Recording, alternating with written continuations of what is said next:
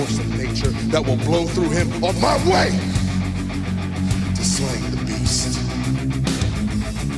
My head hurts, and your face is making it worse. I think Asuka knows who I am now. And yeah, I do work here. It ain't rocket science. It ain't even out. It's basic mathematics, man. Yeah, well, I'm here to make something perfectly clear. The Queen is dead.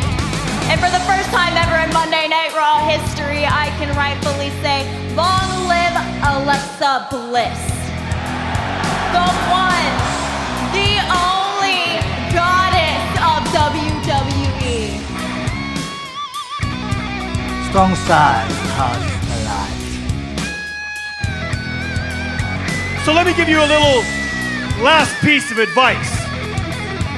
Do yourself a favor and don't play the Bobby Roode lottery, because at the end of the day, you're just not man enough to win. Want to know what it means to be genetically superior? You never will. Let me remind you that this is the house that AJ Styles built. Fade away and classify ourselves as obsolete. Delete! Delete! Delete! You mess with my man, I'm gonna break you, bitch, you hear me?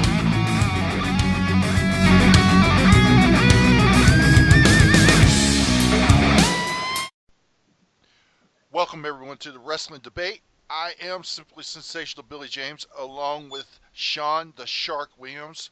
Sean, we got a lot to talk about in wrestling this week. A lot of stuff going on. Yep, and we sure do. And before anything else, of course, thoughts and prayers to the Nature Boy Ric Flair and, of course, his family.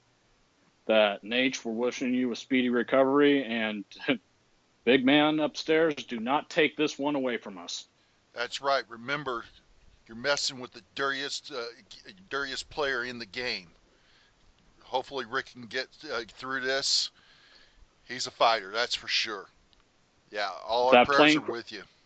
If that plane crashed and kill him those years ago, and he survived that one, he can survive this.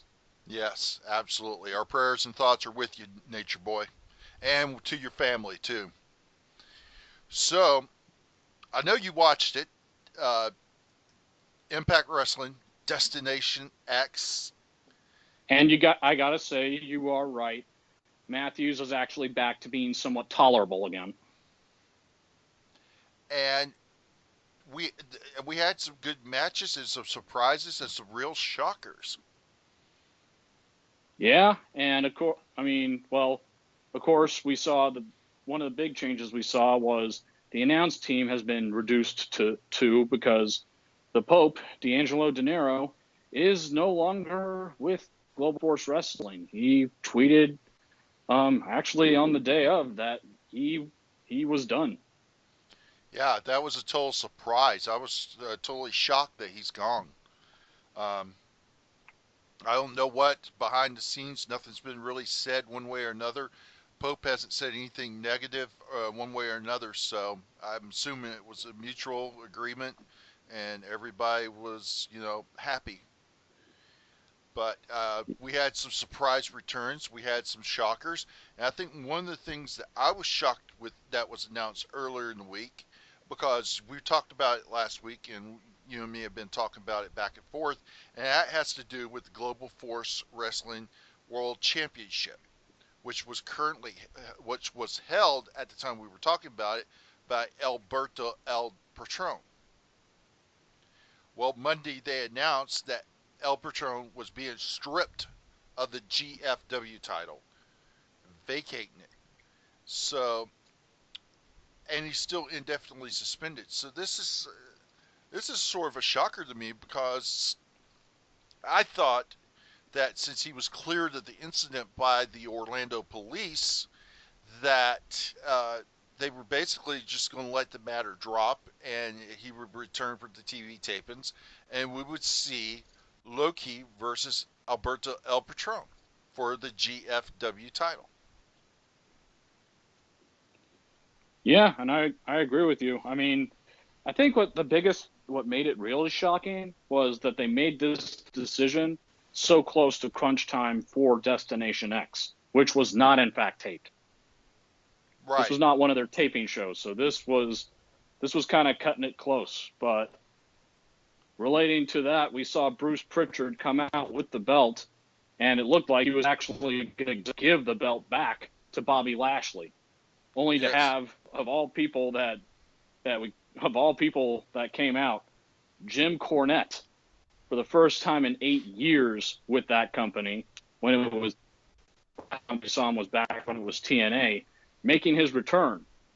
And after a little exchange between him and Pritchard, saying that Anthem has put him in charge and is giving Pritchard the boot, which he proceeded to fire Bruce Pritchard and have him removed from the building, and said that next week there will be a 20-man gauntlet to take place to determine the new Horse Wrestling World Champion. Loki, we knew, was being placed as one of the contenders, since he was scheduled to take on Patron. And we saw other names that were included in there, including Eli Drake, Chris Adonis, Moose, and EC3, which, as far as we can tell, the only belt that, since new titles allegedly were being unveiled for the championships, the only one that we saw that was not changed was the Impact Grand Championship, which I would not shed any tears if they just lost that one. Well, I have to give them credit for trying to do something different, something unique, something new. I don't have that much of a problem with it. I'm glad that they just didn't get rid of the title outright.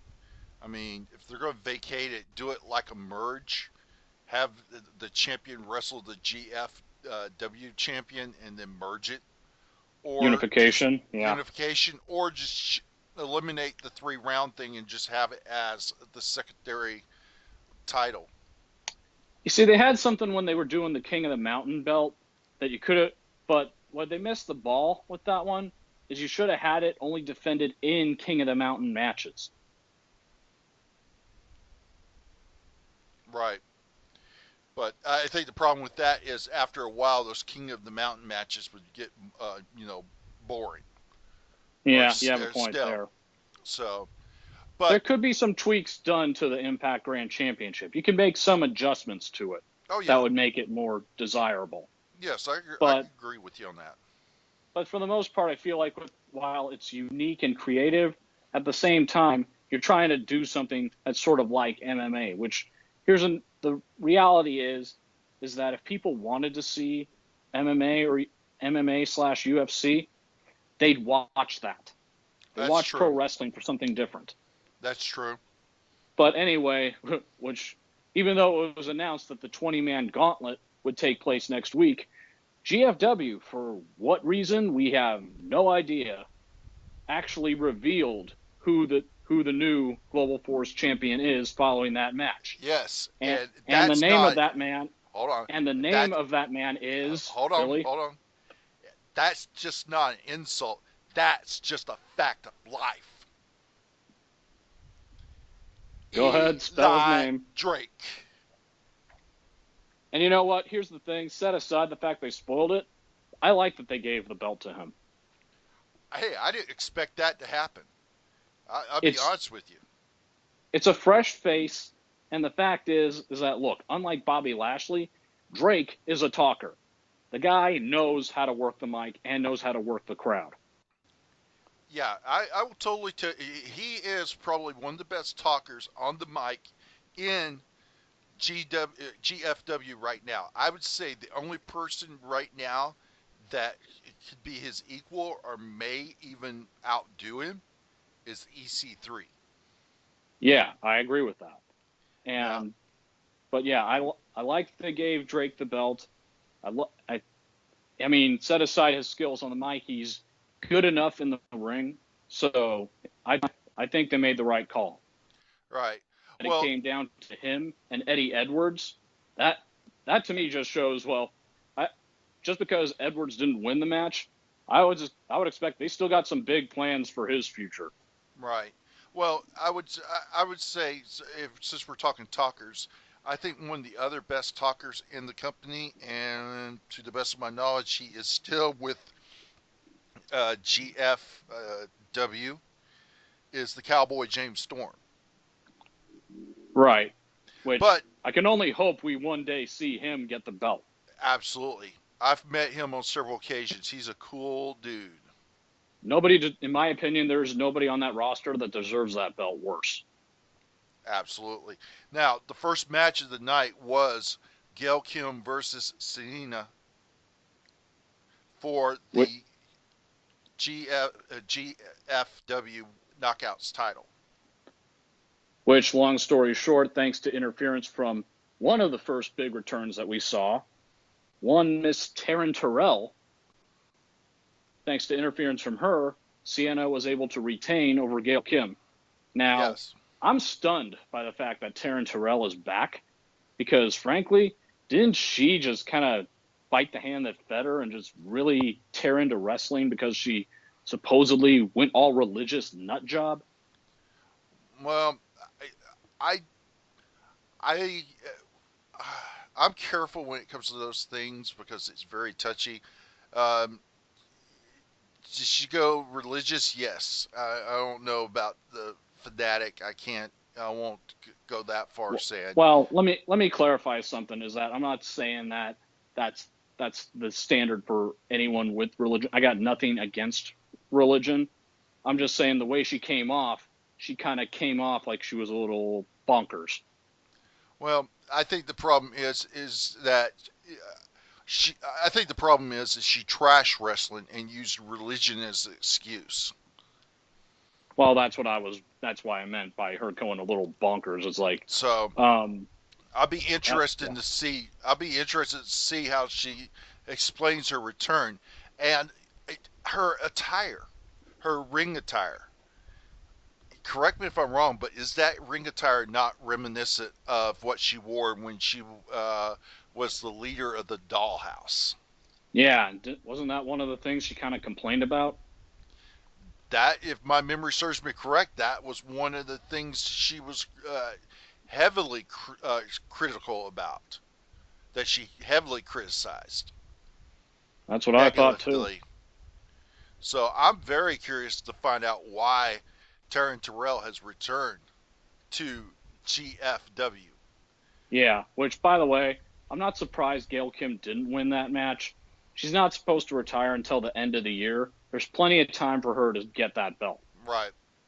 But I will say this, GFW, you need to bring back the girl with the booty, Ms. Tesmacher, a.k.a. Brooke Tesmacher. Need to bring her back. Hashtag bring back Brooke. I agree with that. And, of course, one of the other title matches we saw take place was the ladder match between X Division champion Sanjay Dutt and Trevor Lee, which another return that we saw, which, by the way, correct me, who was it that powerbombed Sanjay through the table? Oh, crap. I didn't even recognize the dude. Yeah, I couldn't place it either, but what I was able to place was the return of the freaking Canadian Destroyer himself, Petey Mother freaking Williams. Yeah, and I was totally shocked about that because I thought he retired. So did I, but I'll tell you this, that move does not get old. And dude, did he look jacked? Oh yeah, he still looked in fantastic shape. Like he could still go. He, reminds me of mini Papa Pump. Yep. But like I said, I can never tire of watching the Canadian Destroyer. Yes, he's damn good. And that move is still just freaking lethal. Oh yeah. Definitely lethal. I mean, and you had Desmond Xavier win the Super Cup. Yep. I think the Trevor Lee Sanjay Dutt match was the best match of the night. I would agree with that. And I'm glad Sanjay retained, because here's the difference between Jinder Mahal being the WWE champion and Sanjay Dutt winning the X Division title. Sanjay Dutt, to me, is one of the shining examples of what the X Division was built for. He was one of the pioneers of it, if you want to use that term, and there was nobody that deserved to hold the X Division title worse than him. So I'm glad he's finally got that belt, and as far as I'm concerned, he can hold on to that belt as long as he pleases. Absolutely. Not taking any away from Matt Sandell, his match with Bobby Lashley was a good match, but I just think that Sanjay and Trevor had the better match out of all the matches. I would agree with that. I would definitely agree with that. But by the way, Sydal going over Lashley, that to me was the right call. Yeah, I agree with that. And then also, I think one of the interesting things is that we found out that a certain individual, he was formerly known as John Morrison, left the WWE, was out of the wrestling scene for a little while, but still sporadically wrestled on the independent scene, was one of the founding members of Lucha Underground, became the Lucha Underground champion under the name Johnny Mundo, but now he is in GFW, and you can call him Johnny Impact. I expect big things for him, but also I was going to say that with Bobby Lashley losing to Matt Sydal, I can't help thinking, you know what? I expect they got big plans in store for Matt Sydal. Well, it'd be interesting to see what's going to go on. I would say overall you were happy with Destination X? Very much so. I mean, aside from the fact that I would have rather they had just done the world title match then and there, but I mean, the ladder match was great. I mean, really wasn't a bad match on there, and like I said, seeing Matt Sydal go over on Bobby Lashley, I just feel like that they have big plans in mind for Matt Sydal, and it's definitely far more than they ever could have come up with in WWE for him as Evan Bourne. Right. Now, just to give you a hint of how the field has changed, okay, you have only two producers now in GFW, and that's the Harris brothers, Don and Ron. Correct. You have Bruce Pritchard, who is a production advisor and creative consultant. You have Jeff Jarrett.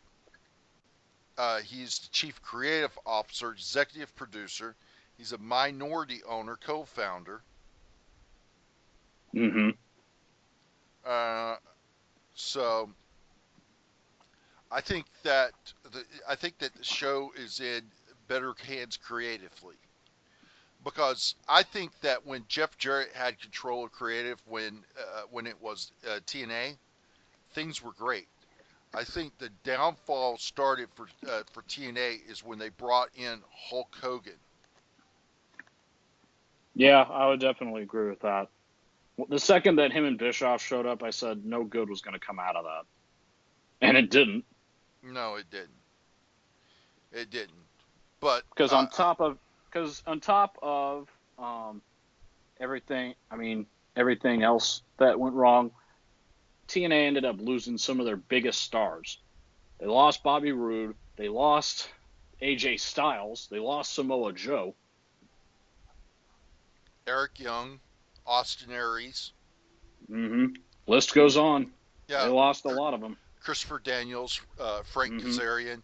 Yep. I'd say out of all those names, it's no insult to them all, but I think you would agree with me. The biggest loss was AJ Styles, hands down, and that became New Japan's greatest thing. And now WWE's New Japan and Ring of Honor. But WWE is reaping the benefits of it. Yeah, because going to New Japan and Ring of Honor, AJ was able to revitalize himself, and it was like the Phenomenal One was reborn. I mean, he's held the IWGP belt. He was a key member of Bullet Club, and now he's already got the WWE title and a U.S. title run under his belt. That since he's come in what? How about just under a year or over a year? Year and a half, yeah, about a year and a half, roughly. Yeah. But you know, the thing with AJ is he's got a tremendous track record. I mean, he is the only double Grand Slam champion in TNA/GFW history. He's the only man that held the IWGP, TNA, NWA, and WWE world titles. Yeah, and the fact is that any belt you give him, he makes it credible. He makes it mean something. Oh yeah, absolutely. And the only problem that I have with AJ is I understand the frustration and the bitterness he had toward his end of his run in TNA. And he absolutely has every right to feel that way. I don't deny that one bit. But to just to try to disregard the entire time you were there, it's, to me, that's not cool, because that's how I became a fan of AJ Styles. I mean, I got to meet him twice at TNA live events, and if it wasn't for TNA, I probably wouldn't have met him. Yeah, I can understand what you're saying, but at the same time, you got to also look at it from his point of view, because right. Dixie burned him, and probably burned him worse than anybody else. I understand that, and I totally agree with that. But he has to. I guess what I'm saying is the thing that AJ has to understand is TNA. He made TNA, but TNA put him on the map.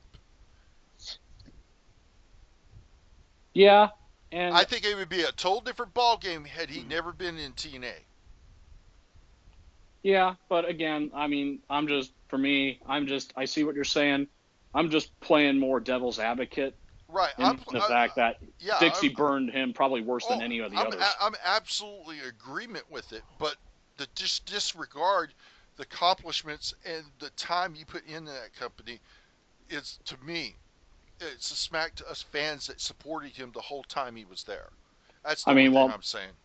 Well, maybe you're seeing. Well, maybe I'm not seeing what you read or heard from it. So maybe it's on me for that one. But for me, I feel like it's just right now, it's just putting his focus on where he's at right now. Which I have no problem I can understand that. Yeah, I have no problem with that. I just don't want him to, just not acknowledge the time he spent there, because he accomplished quite a bit, and the fans were there for him, and that's the only thing that I'm saying. And I'm just saying, if it wasn't for TNA, I wouldn't know who AJ Styles is. Yeah, I don't think he's truly disregarding the fans, though. I think it's more his beefs with the company, not so much TNA fans.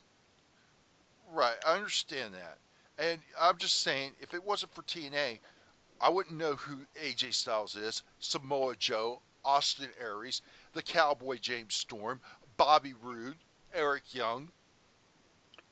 Yeah, and I'd get that, because honestly, I'm in the same boat as you with that, because I saw those guys in TNA before I saw them in Ring of Honor. So I agree with. I see what you're saying with that. That's the only thing I'm saying. But anyway, moving on. We got a lot. Yeah, we got a lot of WWE to cover. But first, I think we should mention the two big signings that WWE has made this week. One, of course, being the gold standard, Shelton Benjamin. Looks like he's come to an agreement with WWE and signed a new deal. And also, Ring of Honor alumni and the only on record 3-time World Heavyweight Champion for from Ring of Honor, Adam Cole baby has signed a deal with WWE. That I've heard great things about him. I mean, we've seen Ring of Honor guys coming in left and right into NXT. Roderick Strong, prime example. So Kyle O'Reilly, he's signed a deal. Yeah. So Bobby great Fish things, apparently too. So yeah, some great things going on. So we've got NXT Takeover Brooklyn 3 happening tomorrow night, Saturday night, and we have 5 big matches with 3 championships on the line, and we've got one hell of a relation of a grudge match and much more. So I guess we'll start with the first match. Johnny Gargano versus Andrade Amalis with Ziana Vega. I hope I didn't butcher that. Andrade Cien Almas. I'm trying to pronounce it as best I can too, so no judgment here. Okay, thank you. But getting to the match, honestly, if Gargano somehow lost this match, I don't think it would necessarily harm him, because truly the feud they want to give Gargano before he moves up is Tommaso Ciampa. So I feel like this one's a little bit of a toss-up for me on this one. But win or lose, or if a loss happens for Johnny Gargano, I don't see this harming him either. So, but I'm still going to pick Johnny Gargano. For me, this is... I have to sort of disagree with you. I think for both these guys, this is a deal-breaking match. Amalis needs this match because they're trying to revitalize him, and that's one of the reasons why they've put Ziana Vega with him, formerly known as Rosita in TNA. Well, that's my point, though, is that I don't think a loss will hurt Gargano, but Almas definitely needs the win a little bit more than Gargano does. Well, I think Gargano needs to win just as much because he's just now coming into the singles scene, coming out of his tag team with Tommaso Ciampa. Yeah, but that's my point, is he's young. It's fresh, him being in a singles run, so there's still time. Almas has been there for a while, so I think he needs it a little. You know what? Actually, I'm going to take my pick back. I think Almas does need this win more, so I'm actually going to pick Almas to beat Gargano. Well,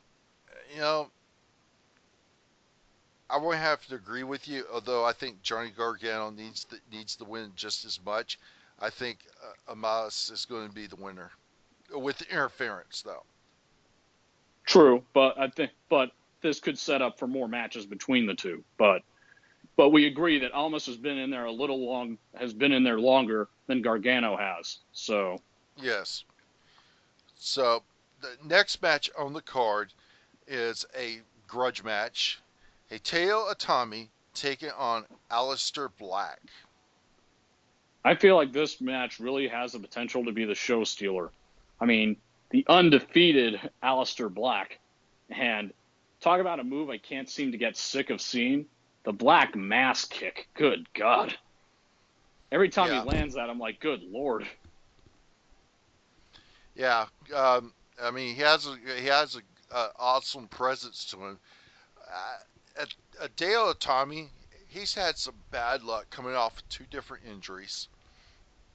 And it's sort of like he's been just trying to keep his head above water in NXT. And it just feels like that something's got to break for him to give a push, or his whole run in NXT have been a waste. Yeah, I also feel like, though, I thought that at one point they were leaning towards Cassius Ohno, aka Chris Hero, versus Hideo Itami, which makes me wonder: is Cash is in some kind of backstage trouble again. Is he hurt or what? They seem to be pretty tight-lipped about it. Or Right. was this just because they just felt they're trying to push Aleister Black to go all the way straight to the top? It's interesting for sure. This one's going to be a tough one because I think that Teo Itami needs the win more, but you're wanting to make Aleister Black, come off as a monster. And so far, they've done a pretty good job with that so far. Right. If I'm not mistaken, and you can correct me if I'm wrong, I wanted to say this is his first major pay-per-view, but I don't think it is. I think he's had another pay-per-view match. Well, he did. When he debuted, I believe it was at Takeover. Takeover Orlando? Yeah, it was at the last Takeover. So. Well, it would have been Takeover Chicago, because that was the last TNA NXT event. We got TNA on the brain, NXT. Actually, no. He did not wrestle at Brooklyn or at Chicago.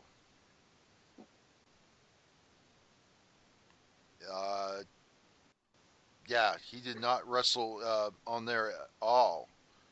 So I think he debuted on NXT, and this is going to be his first official match.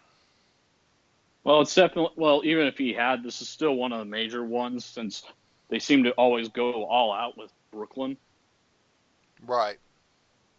But actually, I take that back. Aleister Black did make his debut at NXT Orlando. Okay.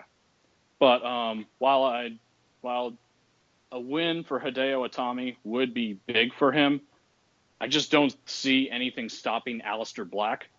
So I'm going Aleister Black on that one. Yeah, I have to agree with you. Aleister Black for him to stay the monster he is, he needs the win. Unfortunately for Hideo Itami, because I think Hideo needs the win desperately to get some momentum back to be relevant. If not, he's going to fall to the wayside. I mean, when you got guys in there now, Roderick Strong, you got Drew McIntyre, you got Bobby Fischer, Kevin O'Reilly, and now you got Adam Cole coming in. You got these guys that were running roughshod over Ring of Honor, and now you got them in NXT. I think that you're going to see a Teo fall to the wayside. So I really think he needs the win here, but I just don't see it happening with his opponent being Aleister Black. Yeah, let's also not rule out that if Cassius Ohno is not having some backstage heat, he could always show up, interfere, and cost Hideo Itami that match. True.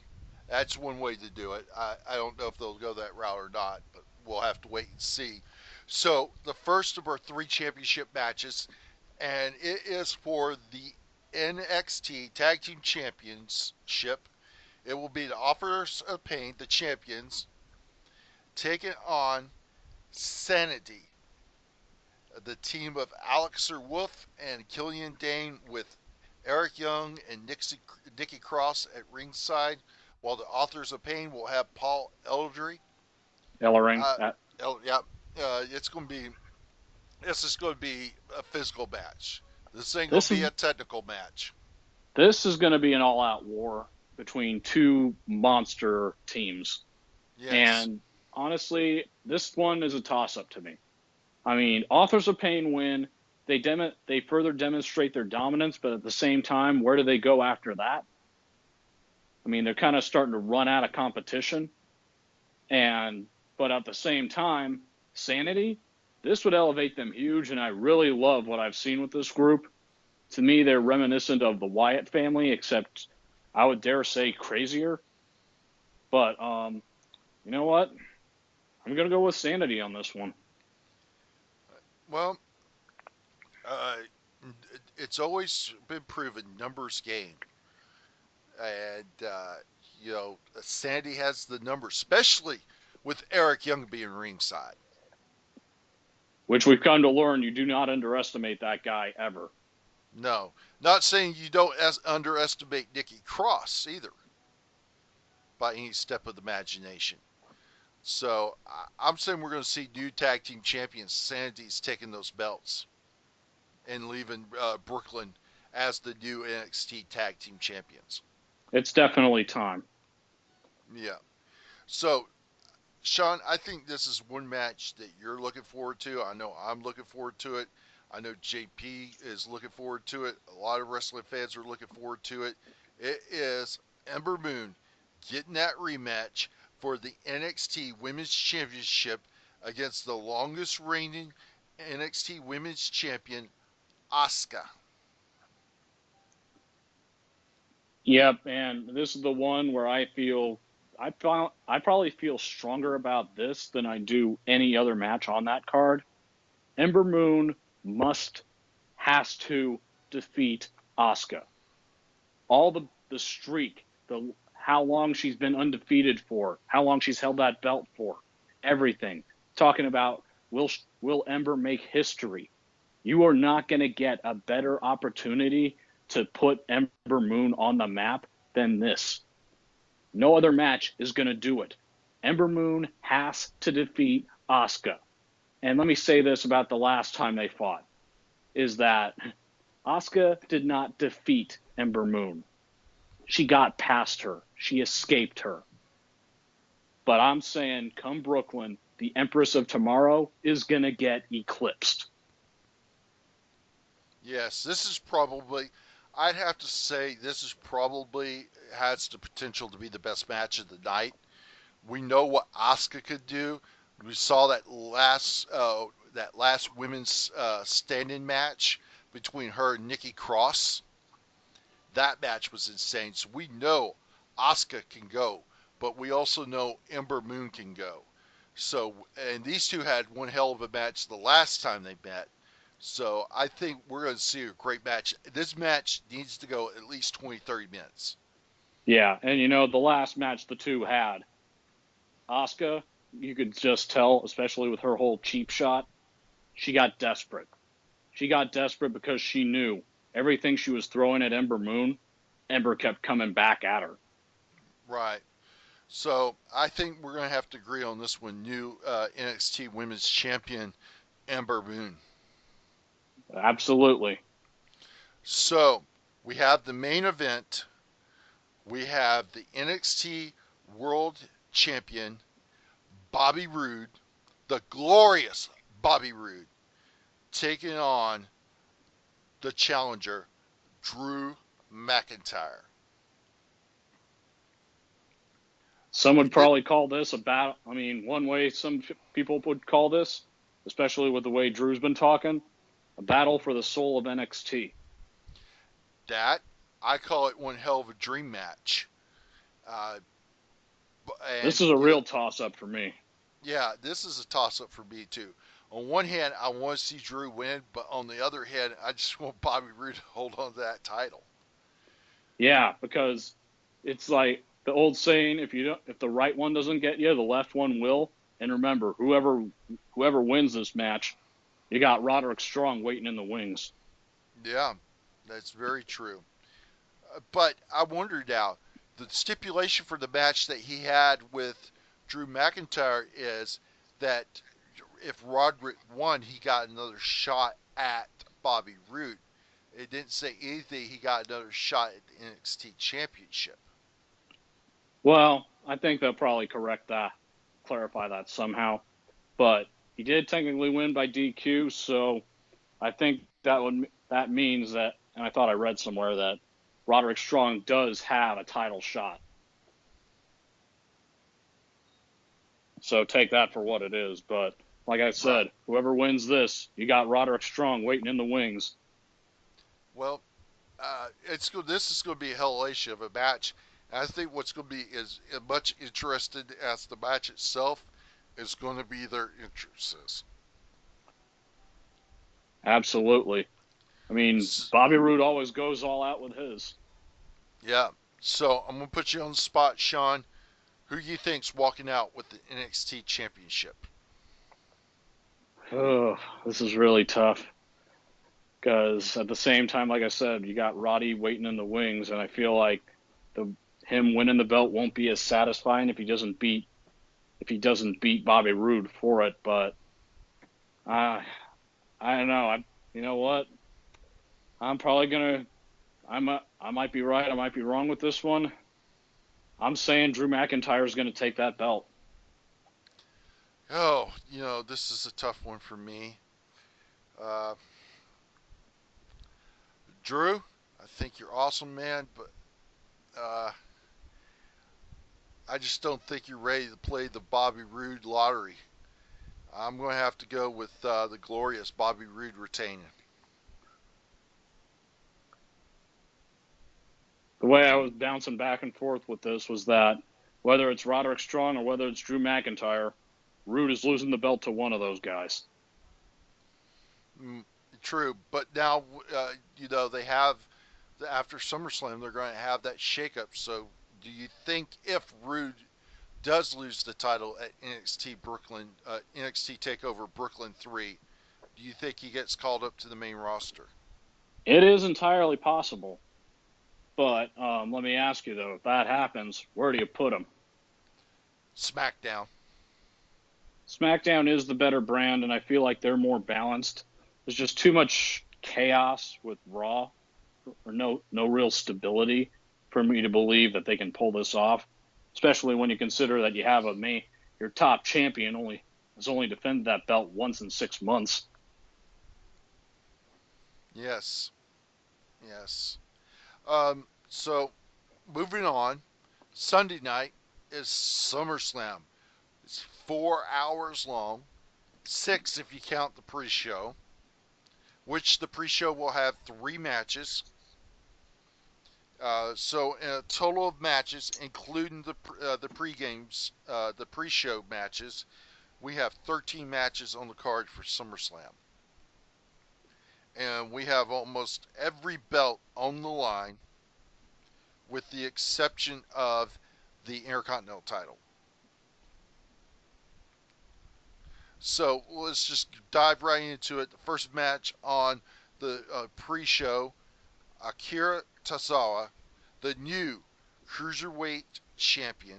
Which, by the way, him and Neville had one hell of a match on Raw on Monday. Oh, yeah, they had one hell of a match. And it's a rematch for that title. Neville challenging Tozawa for the belt. We know how their rivalry has been. Does Neville regain the title, or does Titus Worldwide keep on rolling along with Akira Tozawa as the WWE Cruiserweight Champion? I'm going to go a little old school with my answer here. Throw a little primetime player in this one. Millions of dollars, millions of dollars, millions of dollars, millions of dollars. In other words, Tozawa ain't losing that belt. Yeah, all I can say is cha-ching, cha-ching, cha-ching. I don't see Akira Tozawa losing his title. If they take the belt off of him, then what was the point of even taking the belt off of Neville in the first place? That's my point. You put that belt back on Neville after a week, you're doing more harm to that belt and to Tozawa than anything else. Absolutely. So Neville's had his time. He's had a good run. It's time to start building up other stars. Yes.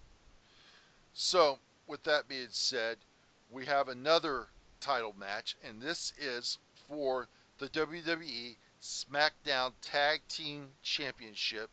The champs, the New Day, which will be the combination of Big E and Xavier Woods, with Kofi Kingston ringside, taking on the former SmackDown champions, the Usos.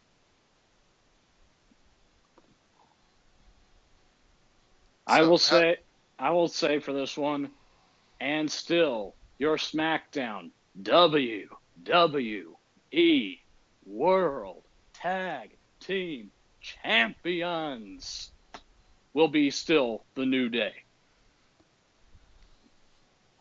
I love Jimmy and Jay and stuff, and I personally think that I believe it was last month when they had that rap battle with New Day. Jimmy just nailed it to Xavier when he gave that line, "Y'all better keep it PG. Don't go rated R like your boy Xavier Woods." Yeah, I'm just saying, you know how I feel about playing hot potato with a championship belt, so I'm sticking with New Day retaining. And nevertheless, I'm going to have to agree with you on this one. New Day retains. I don't see the Usos walking out with the title.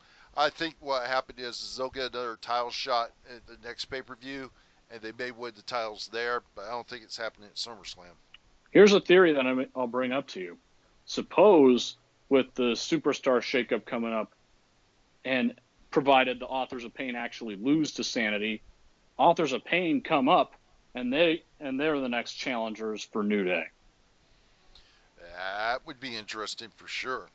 Yeah. Oh, non-wrestling note I wanted to bring up. Apparently, Sonny Landham, who you may remember as Billy in the Predator movie, apparently he had passed away today.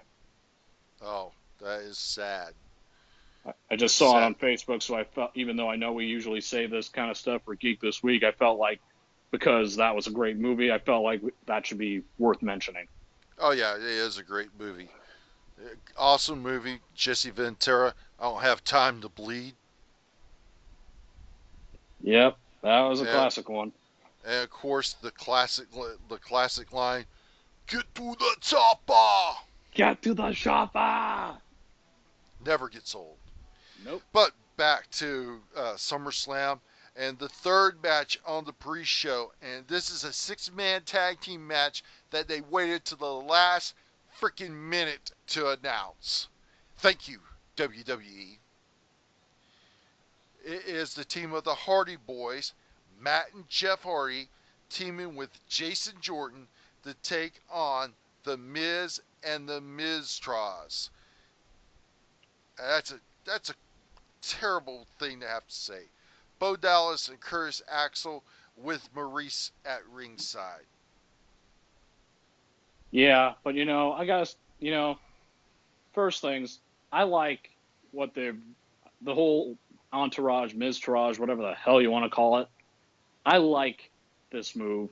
I like Miz having a stable of his wife and basically floaters in Curtis Axel and Bo Dallas. Given I'd rather Bo Dallas had joined his brother, Bray Wyatt. But nevertheless, it's something fresh they're doing with The Miz, and I actually like it. That being said, this match, they're only doing this because they didn't think Jason Jordan was ready to take on Miz one-on-one and get the Intercontinental belt. And, well, they needed something for the Hardys because the Revival, Scott Dawson, apparently got hurt. So that sidelines the Revival again. Yeah, they've had some bad luck since they came up to the main roster. This one feels like a throwaway match, but I'm just going to say Hardys and Jason Jordan win this. Yeah, it makes sense. It's Jordan's first big major pay-per-view as a singles wrestler, even though it's a 6-man tag match. And wouldn't make sense for him to lose this kind of momentum. So yes, I'm going to agree with you. The Hardys and Jason Jordan take the win. And that wraps up all the matches for the pre-show. So now we're getting into the main card, and we're going to have some interesting matches to talk about. I guess the first match to talk about, let's just get the most boring match on the card out of the way. Big Show versus Big Cass with Enzo Amore suspended above the ring in a shark cage. Talk about a match I'd throw on the pre-show. Yeah, why can't we get Akira Tozawa versus Neville on the main card and push that match to the to pre-show? And that's an example of why the cruiserweight division is getting so much heat. That WWE isn't taking it seriously. Nevertheless, honestly, if Big Cass doesn't win this match, then it proves even further that the splitting of him and Enzo was a complete disaster. Yeah, I can agree with that. I'm going to call it. I'm just going to say your winner, Big Cass.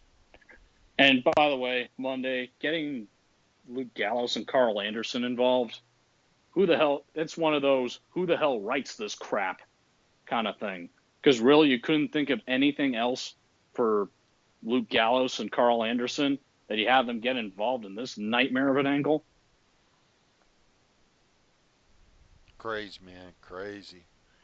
So now that we got that terrible match out of the way, let's go with one match that we're actually looking forward to. And that is Bray Wyatt versus not Finn Balor, but the Demon Finn Balor. And you know, some people are complaining about this, saying that Vince only wants to save the Demon for like the big pay-per-views like this one. And all I can think is, and I don't have a problem with it. No, I don't have a problem with it either. It adds the mystique to it. And how many times did Undertaker do some kind of crazy entrance? Yeah. Also, think about it. When he was in NXT? When was the times that he did the Demon? The takeovers.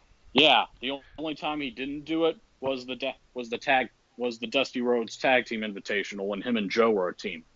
Right. And it's the only time he didn't do it, and that was the right call.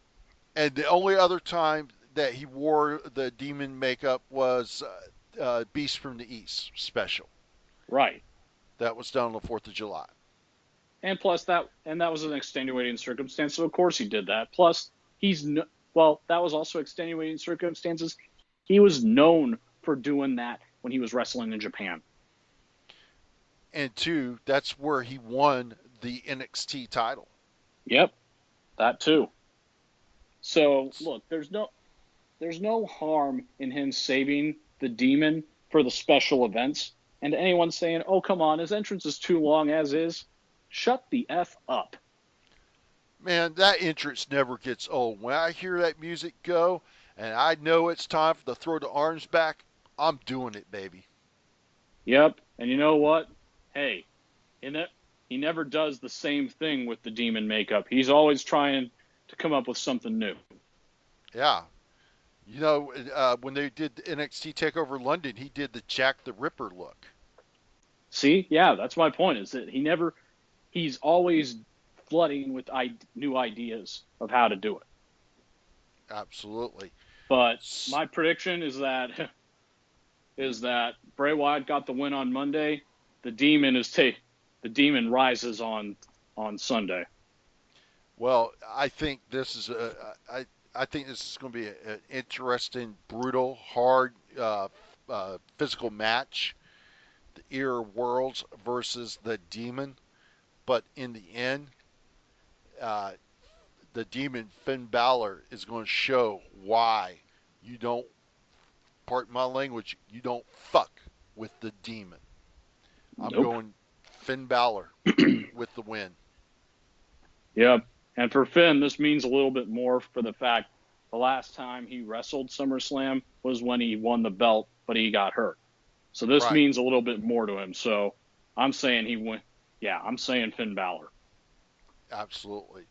So moving on, let's go ahead and talk about probably. We'll save that. Let's talk about Randy Orton versus Rusev. So we know Rusev came back. Yeah. Mm-hmm. We know Rusev came back. We know Rusev came back, had that quick feud with John Cena, which he lost. And now he's in the feud with Randy Orton. Can Rusev afford another straight loss and still be taken serious? That's a tough one. It's definitely a tough one.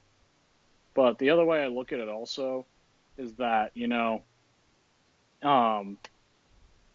me, this is a test for Rusev. I mean, he's fought John Cena before, so it's not anything new. But he's never had a match with Randy Orton before. And the fact is that I feel like even if he doesn't win, he still has to prove he can actually put on a good matchup against a guy like Randy Orton. So that's why I feel like this is a big test for him. I do. Actually, this is more of a toss-up because we did see Randy lay him out with the RKO, and usually whoever gets the one-up before the big show ends up losing.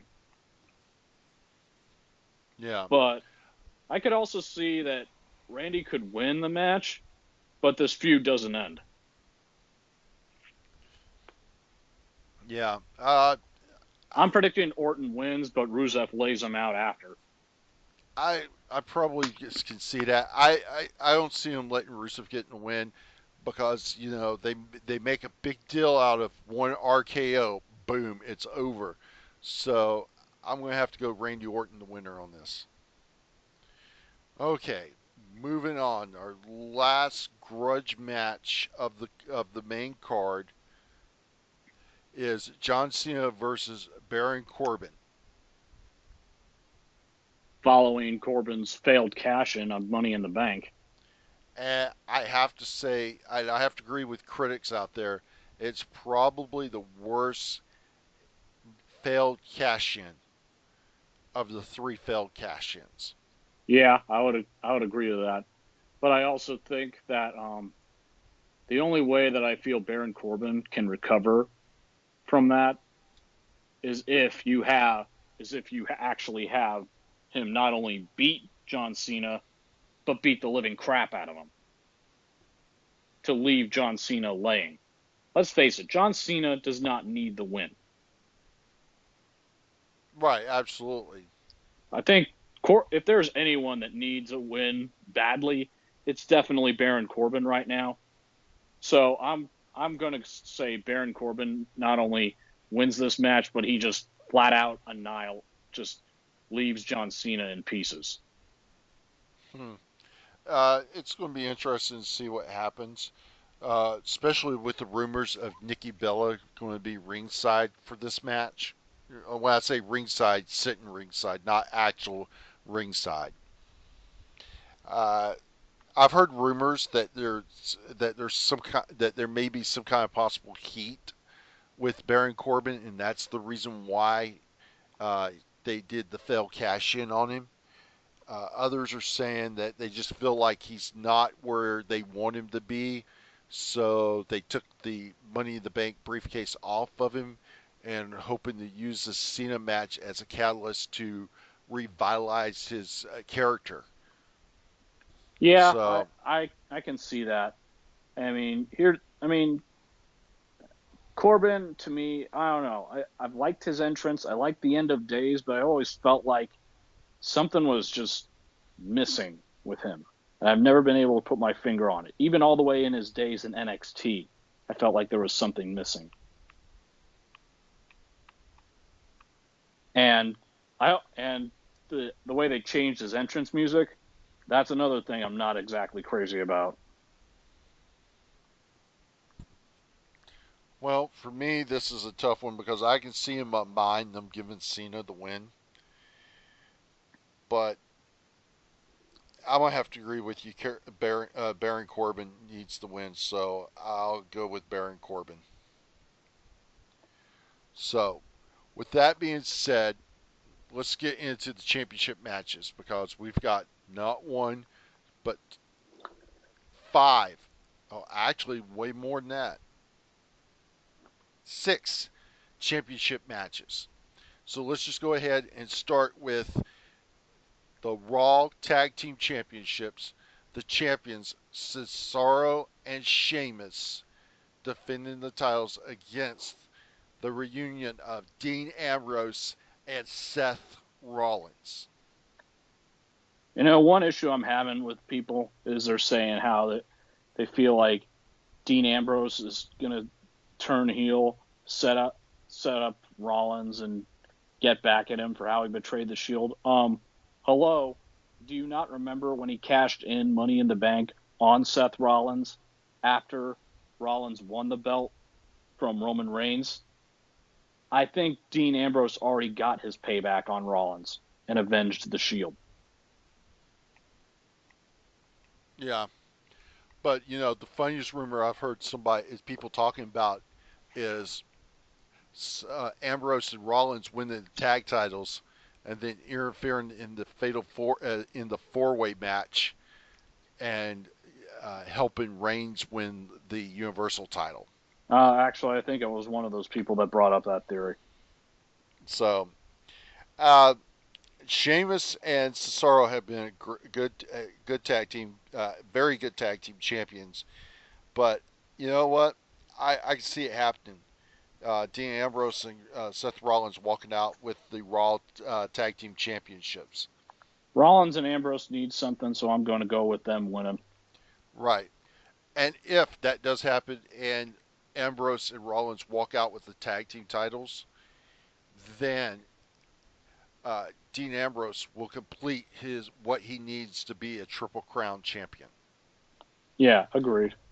And if I'm not mistaken, and I could be wrong, I'm going to check on this so that when I make this statement that I'm absolutely correct in what I'm saying. But if I'm not mistaken, I do believe that if Ambrose and Rollins win the tag titles at SummerSlam, and I'm trying to get to where I can check on this to make sure that what I'm saying is correct, and I am correct. That would make every member of the Shield Triple Crown champions. I was going to say not quite, but then I remembered, oh yeah, wait, Roman did hold the U.S. title at one point.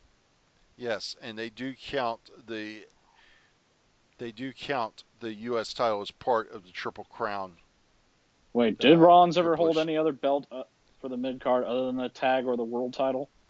Yes, he defeated Cena for the United States title while he was the WWE champion. Oh, right. Yeah. Oh, I forgot about that. Yeah. Yeah, that was when he fought. That was when he fought 2 matches that night. Yeah, that was a title versus title match. Right. So. Okay. So if that happens, then that means every member of the Shield will be Triple Crown champions. So moving on, let's go to the first of the 2 women championship matches, and this is for the WWE SmackDown Women's Championship. The champion Naomi defending against the challenger Natalya. Yeah, it's a tough one. I mean, not just factoring in on whether or not Naomi wins that match, but it's a matter of does she walk out of SummerSlam still with that belt? Because let's not forget, Carmella still has the Money in the Bank. Yes. Which, yes, she honestly, does. It taking place in Brooklyn, it's too big. It's too big to ignore. Yeah, it's too big to ignore. I will say this. I think this is going to be a damn good match between Naomi and Natalya. We know Natalya can wrestle. We know it. Naomi's proven that she's one hell of a wrestler. Yeah, and she's had a very good run with that belt. Yes. So, my feeling is I want to see Natty win the title. I think she deserves it. But my fear is she wins the title, Carmella cashes in and takes the title. Yeah, I'm predicting that Carmella is going to cash. No matter who wins, I'm predicting Carmella is going to cash in. And like I said, it's just too big to ignore that her cashing in Brooklyn. And unlike Baron Corbin, there's no way they're going to have her fail cashing in. I think here's what my thoughts are going to be. I think what's going to happen is Natty's going to get close to winning the title. Carmella and James Ellsworth are going to come down, cause a distraction, which allows Naomi to win. Natty gets frustrated. She takes out Naomi. And, of course, Carmella and James Ellsworth scatters, running opposite directions. Natty goes after James Ellsworth, leaving Naomi flat out in the ring. And Carmella then takes the opportunity, cashes in, becomes the new champion. Yeah. I I mean, like I said, one way or the other, I think the end result's going to be Carmella cashes in. Well, I'm going Naomi retains the title, but Carmella cashes in and walks out with the title. Yeah, there wouldn't be a whole lot of if Carmella cashed in on another heel, namely Natty. So I think Naomi does retain and then Carmella cashes in. Okay. So let's go to our next championship match. And this is for the WWE United States Championship. The champ, the face that runs the place, AJ Styles versus Kevin Owens with Shane McMahon as the special guest referee. Yeah, this is a toss-up one, but at the same time, I pointed it out earlier. You know how I feel about playing hot potato with the damn belt of any kind. So I think AJ retains. Yeah, I honestly don't think, they've already done it once, a quick title switch, and they can't afford to do it again. And I think AJ deserves a good title run with that belt. And I want to see him hold on to the title at least till Survivor Series. So I'm going with AJ Styles retaining the U.S. title. Or at the very least, wait and see on who they bring up in the superstar shakeup if it actually, in fact, happens. Well, I'll tell you what, I'd like to see him retain. And if they brought this individual up, all I could say is they put him up against AJ Styles. It would be glorious. That's exactly what I was thinking. That's why I'm saying AJ should retain. Plus, I think it's time you move Kevin Owens back to bigger things. Right. So let's go to our next match, and this is for the WWE Championship. The champion, the modern day Maharaja, Jinder Mahal, with the Singh brothers, defending against the number one contender. They claim he is the artist. I call him simply Strong Style, the king of strong style, Shinsuke Nakamura. Well, it's gotten interesting now that Corbin cashed in. Now we don't have to worry about any last-minute cash-in this match. So, but I also feel like Jinder has really lost a lot of momentum over the last 2 months as champion. I mean, set aside, yes, heels cheat. They have outside interference or use any means they can to help. But I feel like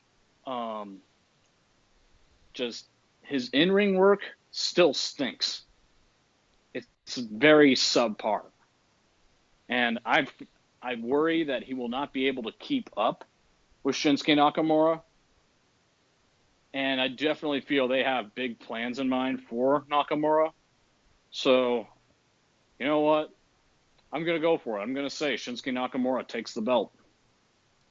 You know what? We've just about agreed on every match, and I don't see us diverting anytime soon. Shinsuke Nakamura is walking out your new WWE champion. So, we have the match that I know you're excited about because it is for the WWE Raw Women's Championship. The goddess of the WWE, Alexa Bliss, defending the title against the boss, Sasha Banks. And you know, the last time we saw Sasha in a match was when it was her and Charlotte, and Charlotte damn near crippled her. So I think this is a little personal for Sasha too. So I think, Alexa Bliss has held on to the belt I would not be opposed if she held on to it longer, but I'm going to go with the boss. Well, I'll just say this, and we know that Alexa Bliss has that charisma. She's good in the ring, and she's good at being bad. She's great on the mic. Yeah, and she's the ass of Bliss. And speaking about that, I don't know if you're on side note. I don't know if you saw the video footage. It was at a live event either this past weekend or the weekend before, and I'm assuming it was a tag match. I don't know the all the details because this incident happened after the match. That Alexa Bliss was being carried from ringside on the shoulders of Nia Jax. And as they were walking head toward the back, a teenage kid, from what I've read, was 12 to 14 years old, reached over and slapped Alexa Bliss on the ass. I did see that. And, oh man, the expression on Nia Jax's face. First off, I got to say to the parent of that kid, learn nice parenting. Yeah. It's like, look, I'm sure the kid didn't think it was a big deal, probably too young to even know better, which that also falls on the parents. Well, that the kid ought to know better. But the bottom line, come on. When you buy a ticket, your job is to sit, drink, eat, cheer, and boo. You don't reach over if you reach over, they high five you, fine, but know better. And slapping a woman on the ass is definitely not the way you want to go. If you want to be one of those guys that just gropes women at will and thinking it's okay, then you might as well be the president of the United States. Sorry for going political there. Well, the only thing I would say is the only two times it's appropriate to slap a woman's ass is when you have consent with someone you're in a relationship with, or if you're at the strip club. That's the only two times where it's appropriate. Exactly. I agree with that wholeheartedly.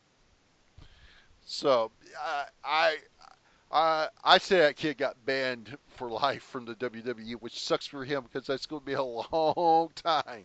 Yep. He ain't going to be able to get to see a live event. If it were my kid, I would be like, all right, you slapped her ass? Okay, later, you're going to have my foot kicking your ass. Yeah, definitely. That kid should have been. He should have been made to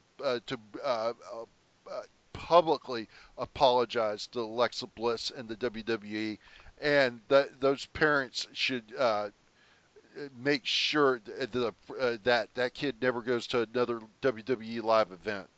Yep. I mean, hell, if I was in that position and I did that, my parents would just smack me stupid. My mother would have literally ripped my head off. Yep. So, back to the match. Yeah. So I think picked Sasha Banks. So. Yeah. Do you see possible interference from Nia Jax? I don't know. I mean, I feel like one way or the other she'd get a title shot anyway, and probably would be the next one up. So yeah. I don't see any reason why she'd interfere in this. Right. What the interesting thing is Sasha originally wasn't even in the title picture. It was supposed to be Bayley versus Alexa Bliss, but as we know, Bayley's out with a shoulder injury. So this is Sasha's golden opportunity, and I think that the reign of the goddess of the WWE is coming to an end. I look to see the boss, Sasha Banks, walking out a 4-time WWE Raw Women's Champion. Yeah, and I also just feel like for when Bayley does return, and if Sasha is the champion, they're setting up for a lot more. There's a lot more in terms of storyline that you can do with that one. So that's why I think Sasha wins. Right. So, we've got our last match on the card, and this is a fatal four-way match for the WWE Universal Championship. The champion, Brock Lesnar, with his advocate, Paul Heyman, taking on Roman Reigns, Samoa Joe, and Braun Strowman. And as we know, Brock Lesnar has a 25% chance of walking out with the WWE Universal Championship. The odds are not in his favor. And Paul Heyman stated that if Brock Lesnar walks out not the champion, they'll walk. So, I'm confident we'll both agree on this point. Brock's not walking out with the title.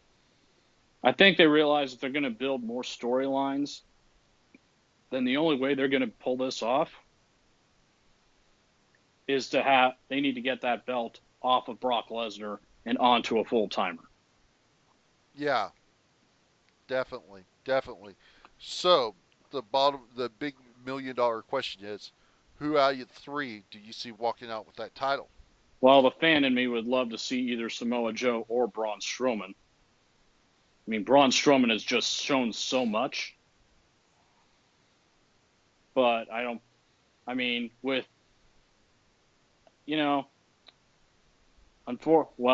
I hate the idea of thinking it, but I feel like Roman's going to do it.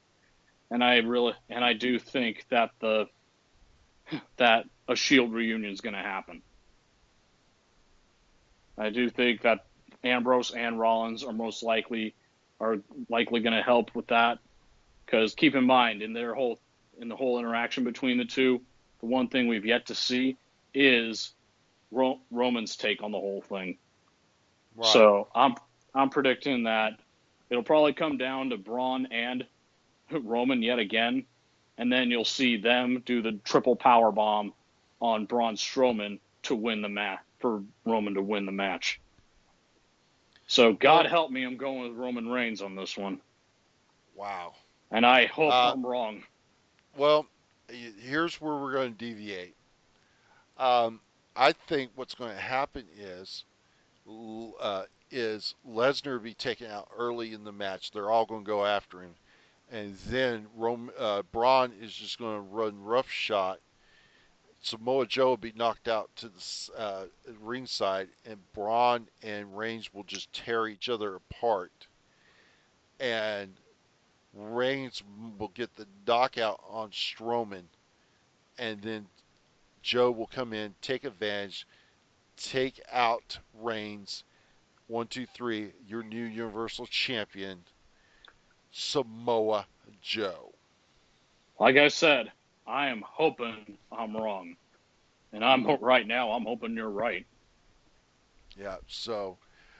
but I think the one thing we do agree on is that Brock is not walking out with that belt. No, Brock can't walk out with the title. I mean, it would be a different story if he was at least defending the titles at the pay-per-view. Yeah. But the fact is that they know that the belt is getting less cred and less visibility. They need to fix that. Yeah, when the Intercontinental title, which is supposed to be your second-tier title, is becoming more prestigious than the actual championship, you got problems. Supposed to be, you got problems. So, but overall, I think SummerSlam is going to be a great pay-per-view. We know Brooklyn NXT Takeover is going to bring it. It's going to be a great week of wrestling. I think GWF is making a comeback slowly but ever surely, and I think there's great things that's going to happen there, especially with the arrival of Johnny Impact. Yeah, I do feel like it's too early to tell, but at this point, they're off to a good start. Yeah. So, well, that's it for this edition of the Wrestling Debate. I've been your host, Simply Sensational Billy James, along with Sean the Shark Williams.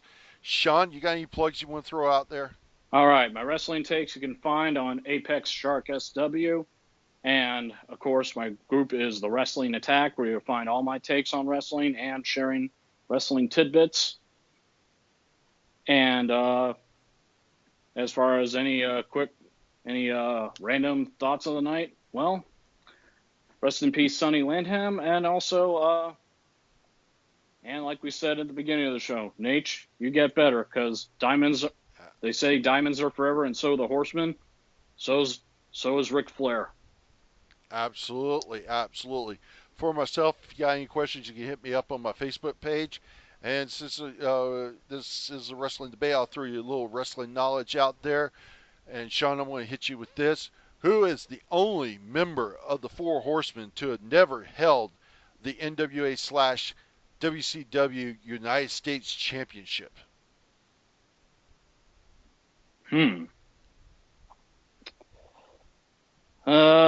Damn. Double A?